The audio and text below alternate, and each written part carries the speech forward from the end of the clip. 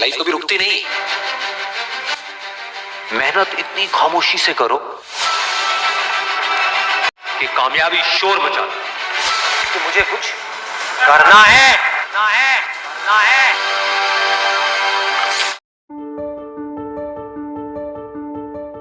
एक बार की बात है, एक बहुत बड़ा नेता एक साधु के छोटे से आश्रम में गया, क्योंकि उसने बहुत सुना था उस साधु के बारे में और उसके मन में आया कि मैं एक बार जाकर के देखता हूं कि लोग इतनी तारीफ क्यों करते हैं उसकी। तो जब वो उस आश्रम में गया तो वहां पर एक छोटा सा कमरा था जहां पर एक कालीन बिछा हुआ था।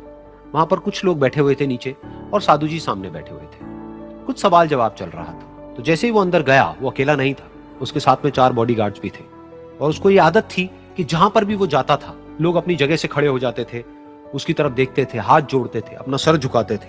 लेकिन यहां पर ऐसा कुछ भी नहीं हुआ। साधु ने उसकी तरफ देखा तक नहीं, क्योंकि वो साधु किसी के सवाल का जवाब दे रहे थे। लेकिन नेता को इस बात पे गुस्सा आ गया। नेता को लगा कि ये मेरी बेइज्जती है। तो उस नेता ने साधु की बात को बीच में ही काटते हुए थोड़ा गुस्से से कहा, मैं आपसे कुछ कहना चाहता हूं। साधु ने उसकी तरफ देखा और बोले, आप थोड़ी देर रुकिए, पहले मैं इनके सवाल का जवाब दे लूं, उसके बाद में मैं आपसे बात करूंगा। तब तक अगर आप चाहें तो आप बैठ सकते हैं। बस साधु का इतना कहने की देर थी। नेता का चेहरा गुस्से से लाल हो गया और फिर उसने अपना सारा गुस्सा उस साधु के ऊपर निकाल दिया। अभी तक वो नेता बहुत ही तमीज से बात कर रहा था, यानी कि आप कह करके बात कर रहा था। अब वो तू तड़ाक पे उतर आया। नेता ने उस साधु को कहा, तुझे पता भी है मैं कौन हूं और तू किससे बात कर रहा है? साधु ने उसकी तरफ देखा और कहा, मुझे इससे कोई फर्क नहीं पड़ता कि आप कौन हैं, लेकिन आप जो कोई भी हैं, अगर आप चाहते हैं कि मैं आपके सवाल का जवाब दूं या आपसे बात करूं तो आपको कुछ देर रुकना होगा। और साधु के ये कहते ही नेता गुस्से से पागल हो गया और वहीं सबके सामने चीखने चिल्लाने लग गया, अब मैं तुझे तेरी असली औकात दिखाऊंगा। तूने मुझसे पंगा लेकर के ठीक नहीं किया है। तुझे पता भी है मैं तेरे बारे में क्या सोचता हूं। साधु ने फिर से उसकी तरफ देखा और बड़े ही प्रेम से कहा कि मुझे इससे कोई फर्क नहीं पड़ता है कि आप मेरे बारे में क्या सोचते हैं। आप जो चाहे वो मेरे बारे में सोच सकते हैं। फिर उस नेता ने बोला कि तू चाहे सुनना चाहता है या नहीं, लेकिन मैं तुझे बताऊंगा यही सबके सामने कि मैं तेरे बारे में क्या सोचता हूं। तू एक बहुत ही घटिया इंसान है।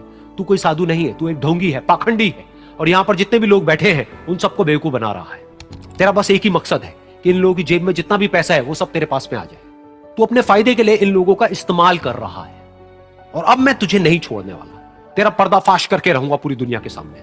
लेकिन उसके इतना बोलने के बाद भी उस साधु के चेहरे पर हल्की सी मुस्कान बनी ही रही।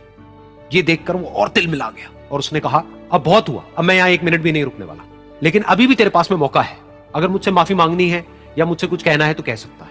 इतना सब होने के बाद भी साधु बिल्कुल शांत था और उनके चेहरे पर एक मुस्कान थी। उन्होंने अपनी आंखें बंद कर ली। फिर साधु ने अपनी आंखें खोली, हाथ जोड़े और कहा कि मुझे आपसे कोई गिला शिकवा नहीं है। मेरे मन में आपके लिए कोई भी गलत ख्याल नहीं है।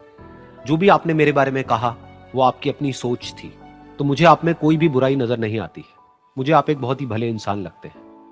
और साधु के इतना कहते ही नेताजी का दिमाग 7वें आसमान पर पहुंच गया।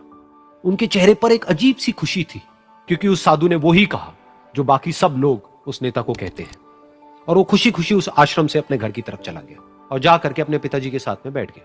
उसके पिताजी की आंखें बंद थी और वो ध्यान में थे। पूरी जिंदगी उन्होंने सिर्फ लोगों की सेवा करी और बदले में कुछ भी एक्सपेक्ट नहीं किया। तो थोड़ी देर बाद जब उन्होंने अपनी आंखें खोली और देखा अपने बेटे को अपने साथ बैठे हुए, तो उनके बेटे के चेहरे पर आज एक अजीब सी खुशी थी जो आज से पहले उन्होंने कभी नहीं देखी थी। फिर उसने एक एक करके सब कुछ बताया कि आज क्या हुआ, किस तरह से वो आश्रम गया, वहां पर क्या हुआ, उसने क्या कहा, उन्होंने क्या कहा। तो जब इसके पिताजी ने पूरी बात सुनी तो थोड़ा सा मुस्कुराए और अपने बेटे को देख करके बोले कि उन्होंने तुम्हारी तारीफ नहीं करी है, क्योंकि उन्होंने वो नहीं कहा कि जो तुम हो, उन्होंने वो कहा कि जो वो खुद है। और तुमने जो भी कुछ उनको कहा वो नहीं कहा कि जो वो है, बल्कि तुमने वो कहा जो तुम खुद हो। यही बात वेदों में भी कही गई है, यथा दृष्टि तथा सृष्टि। ये दुनिया तुम्हें वैसी नहीं दिखती है जैसी कि ये दुनिया है। ये दुनिया तुम्हें वैसी दिखती है जैसे तुम खुद हो। जिसकी नजर जैसी है उसके लिए ये दुनिया वैसी ही है। तो अगर तुम अपनी दुनिया को बदलना चाहते हो तो उसका सिर्फ एक तरीका है, अपनी नजर को बदलो।